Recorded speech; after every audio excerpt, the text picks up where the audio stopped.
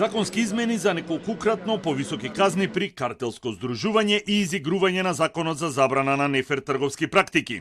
Ова е решението на владата со кое се надева дека ќе ги дисциплинира пред се големите трговци, а законските измени треба да бидат готови и на сила во текот на идната година.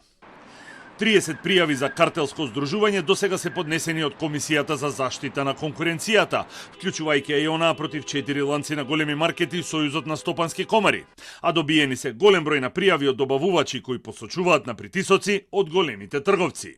Во овој период имаме многу повеќе пријави од страна на добавувачите.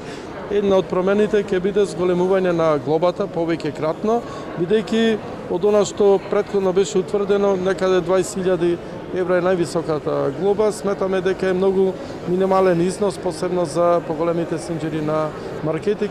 Сојузот на стопански комори кој беше на тапет кај комисијата плати дел од казната, а кај управниот суд течат постапките за останатите пријавени.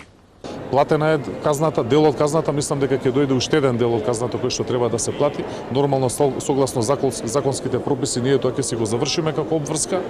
Тоа е дел од причината поради која што имаше расчистување во нашата комора, односно поради која што сум јас тука веќе скоро 2 месеца нов претседател на Сојуз на стопански комори. Заменик министерот за економија Маријан Ристевски на иста линија како министерот Дурмиши. Зголемувањето на минималецот ќе влијае на растот на стапката на инфлација и на економијата во државата.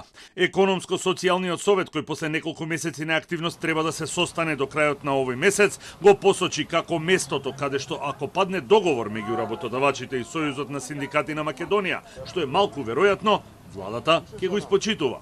Она што ќе го договорат работодавачите и секако синдикатите во Република Македонија, ние како влада најтранспарентно и најодговорно ќе го испочитуваме. Се додека не постои таков договор и не се договора, тоаш има она постојачка формула која е донесена со еден трипартитен договор и подпис од сите овие три страни во економско-социјалниот совет.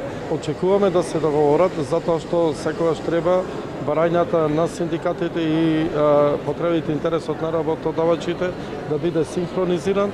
Сојузот на синдикати на Македонија пак минатата недела презентираше анкета на база на 1600 испитаници, според која огромното мнозинство работници сметаат дека минималната плата треба веднаш да се зголеми на 600 или 700 евра и дека во спротивно треба да се почне со протести и штрајкови.